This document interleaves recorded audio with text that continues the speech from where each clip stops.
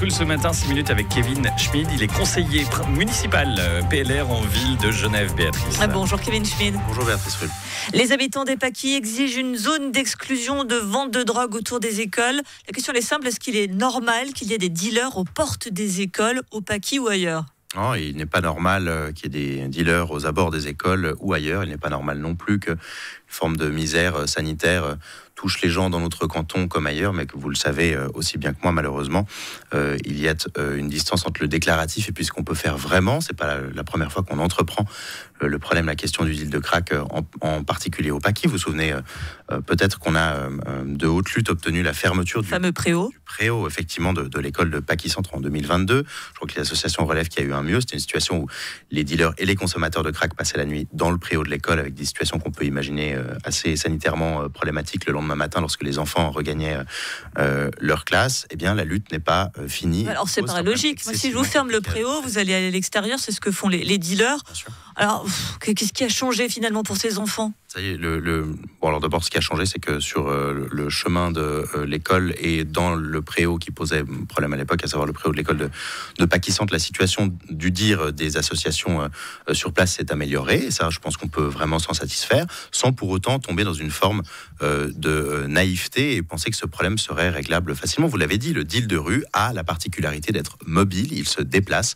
Lorsque vous installez des caméras, il ira ailleurs. Lorsque vous installez une police de proximité ou même une police traditionnelle pendant un certain temps, eh bien, elles reviennent ensuite. C'est un problème de santé publique, c'est un problème qui est difficile, qu'il faut aborder avec passablement d'humilité. La maxime dit, que fait la police ? J'ai envie de vous dire, que fait le PLR ?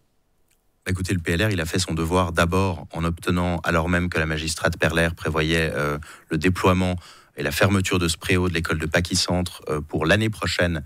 Nous l'avons obtenu en 2022. Pour cette année, nous l'avons obtenu en 2022. Nous avons répondu à l'urgence. Nous sommes un parti aujourd'hui minoritaire au conseil municipal. Nous avons exercé notre rôle de minorité en formulant une proposition et en faisant en sorte de faire monter ce sujet fortement, grâce à vous d'ailleurs à l'époque, je vous en remercie, entre autres, et d'obtenir de haute lutte ce fait. Aujourd'hui, le PLR, il constate, il fait comme les autres partis du conseil municipal, et plus largement, c'est une question cantonale et municipale. En l'occurrence, le PLR, le groupe PLR au Grand Conseil, donc la députation de PLR, travaille sur un texte, une proposition à déposer lors de sa prochaine plénière, puisque vous savez qu'en ville... Qu'est-ce qu'il faut faire alors, selon vous ? Qu'est-ce qu'il faut faire concrètement ? Que répondre à ces parents dont on comprend bien l'inquiétude tout à fait légitime ? Oui, alors effectivement, la situation ici, elle est assez singulière. La colère s'est levée parce qu'une fois de plus, vous l'avez lu ici ou là, notamment, vous en avez parlé, une consommatrice avec un tesson de bouteille dans la main a renversé du mobilier public en pleine journée devant les enfants. C'est absolument inacceptable, on peut l'entendre. Moi, je ne viens pas ce matin avec une solution toute cuite pour vous. Ce que je peux vous dire, c'est que la coordination entre les forces de police cantonales et la police de proximité municipale, qui avait déjà fait lieu de rencontres et de tables rondes lorsque la première fois le problème du crack s'est posé au Paki il y a plusieurs années. Cette coordination-là, elle doit être renforcée pour assurer une présence policière beaucoup plus soutenue dans le quartier. Mais ensuite, il ne faut pas se leurrer. Aujourd'hui, ce que certains appellent des zones grises, c'est-à-dire des zones où le deal de rue serait toléré parce qu'on préfère le voir sectorisé dans une zone plutôt qu'une autre, est symboliquement, à mon sens, un abandon de dire quoi, qu'on sacrifie des Paki pour laisser des quartiers comme n'importe quoi, Champel, tranquille, c'est ça que vous voulez dire ? Bon, je pense de toute manière que le trafic se trouve là où la consommation se trouve et c'est fort malheureux. Mais aujourd'hui, la gare Cornavin, le quartier des Paki, c'est l'endroit où se trouve le plus grand nombre de consommateurs pour le crack. C'est la raison pour laquelle le marché s'installe ici. Donc je ne pense pas qu'il y ait vraiment cette il y a K9 aussi qui peut expliquer. Oui, il y a K9 effectivement. Enfin voilà. Mais non, je pense pas. Je pense qu'il faut bien se garder de tomber dans des caricatures. C'est encore une fois, c'est une question de santé publique.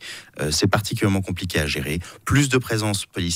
Affirmer au niveau politique que les zones grises, c'est terminé, que dorénavant, les Paki, c'est une zone d'exclusion, mettre les moyens policiers au plus long cours. Évidemment, il n'y a pas que la répression, c'est une question de santé publique. K9 a beaucoup souffert de l'arrivée du crack, puisque ça donne des comportements après la consommation qui sont beaucoup plus violents, des comportements de manque beaucoup plus agressifs. Et donc même K9 qui œuvre au quotidien auprès de ces gens, et on les remercie pour le travail qu'ils font pour la dépendance dans notre canton en souffrent. Donc je pense qu'il faut vraiment se garder de proposer des solutions toutes faites. Le problème, c'est effectivement le crack. Il y a un plan crack qui a été lancé par l'État il y a un an. On ne peut pas dire que l'État ne fait rien, mais on comprend que c'est quand même pas suffisant. Bien sûr, on comprend que c'est pas suffisant. C'est la vérité. Plus de présence policière pour éviter d'abord que les enfants en journée soient Il faut plus de monde aussi. Hein. Les forces de police sont pas extensibles quand on a les municipales. Mais enfin bon, on a quand même la possibilité. On est à Genève, dans le canton de Genève, on a quand même la possibilité de déployer en semaine un nombre de patrouilles importantes, précisément en usant de la coordination entre les forces et du relais qui peut exister entre les forces cantonales et les forces municipales. Et puis derrière, continuer d'accompagner cette dépendance au mieux, gérer l'équilibre qu'on doit trouver entre la répression du consommateur, la répression bien souvent difficile, on le sait, ils ont de toutes petites doses sur eux, ce sont des gens qui, quand on les retrouve, ces dealers, ne peuvent bien souvent pas être gardés bien longtemps entre les mains de la police. Donc c'est une question compliquée. Aujourd'hui, il faut répondre à l'urgence en augmentant la présence policière sur place, et puis le PLR prendra ses responsabilités, en particulier au Grand Conseil, lors de la prochaine session plénière, avec une proposition. On a bien compris que c'est un sujet qui va animer notamment la campagne des élections municipales qui s'annoncent. Merci beaucoup Kevin Schmidt, conseiller municipal PLR en ville de Genève, d'avoir été sur Radio Lac ce matin.